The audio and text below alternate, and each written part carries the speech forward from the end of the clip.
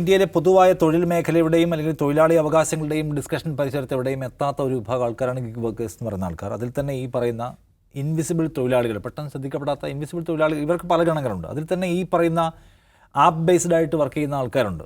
അവരുടെ അവകാശങ്ങൾ, അവരുടെ തൊഴിൽ സുരക്ഷ പോലെയുള്ള സംഗതികൾ എവിടെയും മുഖ്യധാരയിൽ ഡിസ്കസ് ചെയ്യപ്പെട്ടില്ല. ഇപ്പോൾ കേന്ദ്ര സർക്കാർ പുതിയ തൊഴിൽ കോഡുകൾ കൊണ്ടുവരുന്നുണ്ട്. 27 ചുരുക്കി ഇപ്പം 4 ആക്കിയിട്ടുണ്ട്. ആ ബില്ല് വലിയതുള്ള വിമർശനങ്ങൾക്ക് കാരണമായ സംഗതികൾ അതിനകത്തുള്ളപ്പോൾ തന്നെ ഈ ഗിഗ് വർക്കേഴ്സിനെ തൊഴിലവകാശത്തിൻ്റെ പരിധിയിൽപ്പെടുത്താൻ അതിൽ തീരുമാനിച്ചിട്ടുണ്ട്. അത് വളരെ ശുഭകരമായിട്ടുള്ളൊരു കാര്യമാണെന്ന് മാത്രമല്ല, അവരുടെ തൊഴിൽ സുരക്ഷ, അവരുടെ PF, അവരുടെ ASI പോലുള്ള കാര്യങ്ങളെല്ലാം ഇതിനകത്ത് ഉൾപ്പെടുത്താൻ സർക്കാർ തീരുമാനിച്ചിട്ടുണ്ട്. അതൊരു മേജർ സ്റ്റെപ്പാണ്, തർക്കമില്ലാത്ത കാര്യം. കാരണം ഇന്ത്യയിലെ അടുത്ത ഒരു 2030 എത്തുമ്പോൾ ഈ ഗിഗ് വർക്കേഴ്സിൻ്റെ എണ്ണം ഒരു 2.5 കോടിയിലെങ്കിലും എത്തുമെന്നാണ് സർക്കാരിൻ്റെ തന്നെ കണക്കുകൾ, വിവിധ ഏജൻസികളുടെ പഠന റിപ്പോർട്ടുകൾ പറയുന്നത്. അപ്പോൾ ഒരു വലിയ വിഭാഗമായിട്ട് അവർ മാറും.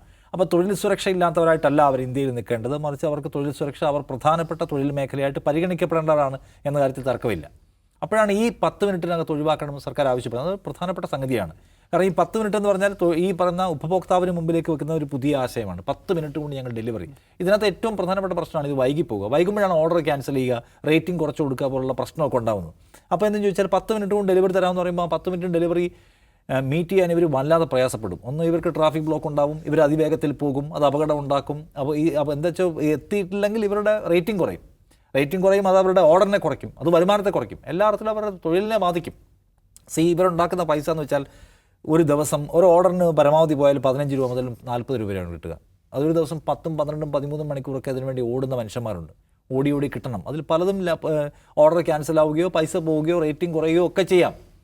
അതിൻ്റെ കൂടെ ഇവർക്ക് വണ്ടി വേണം, വണ്ടിയുടെ മെയിൻ്റനൻസ് വേണം, പിന്നെ വണ്ടിക്ക് ഏറ്റവും കുറഞ്ഞ 10-300 രൂപയ്ക്ക് എണ്ണ അടിക്കണം, മൊബൈൽ ഫോൺ വേണം, അത് റീചാർജ് ചെയ്യണം. എങ്ങനെ പോയാലും ഒരു 20,000 രൂപയിൽ കൂടുതലൊന്നും ഓടുന്ന ആരും ഉണ്ടാക്കുന്ന എനിക്ക് തോന്നുന്നില്ല. 15,000 അല്ലെങ്കിൽ 20,000 രൂപ അങ്ങനെ കണക്ക് കൂട്ടി നോക്കിയാൽ ഇവർക്ക് മാക്സിമം ഉണ്ടാക്കാൻ പറ്റുള്ളൂ. അപ്പോൾ അത് ഒരു ദിവസം രാവിലെ ഇറങ്ങി വൈകുന്നേരം വരെ ഓടി മാക്സിമം പൈസ ഉണ്ടാക്കാൻ ശ്രമിക്കുന്ന ലക്ഷക്കണക്കിന് നഗര തൊഴിലാളികൾ നമ്മുടെ മുമ്പിലുണ്ട്.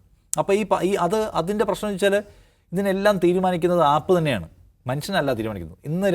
ഇന്ന് ആപ്പ് എത്ര ഇൻസെൻറ്റീവ് കൊടുക്കണം, എത്ര പുതിയ ഓർഡറിനനുസരിച്ച് എന്തുമാത്രം മാർക്ക് കൊടുക്കണം, അയാളുടെ അൽഗോരിതമാണ് ഫിക്സ് ചെയ്യുന്നതെല്ലാം. അയാളെങ്ങനെ കുറയ്ക്കണം, ഇയാൾ എത്രയും റേറ്റിംഗ് തീരുമാനിക്കുന്നത് എല്ലാം അൽഗോരിതമാണ്. അതുകൊണ്ട് ദയാരഹിതമാണ് അതിൻ്റെ ഏർപ്പാടുകളെല്ലാം. മനുഷ്യന്മാർ ഒരു നിലയ്ക്കും അയാൾ പാവം എന്ന മട്ടില്ല. നിങ്ങൾ നന്നായി പെർഫോം ചെയ്യുന്നുണ്ടോ, നിങ്ങൾ വൈകിപ്പോയാൽ നിങ്ങളുടെ ഓർഡർ ക്യാൻസൽ ആവും, നിങ്ങളുടെ റേറ്റിംഗ് കുറയും, റേറ്റിംഗ് കുറയുമ്പോൾ നിങ്ങൾക്ക് ഓർഡർ കുറയുമ്പോൾ നിങ്ങളുടെ വരുമാനം കുറയും.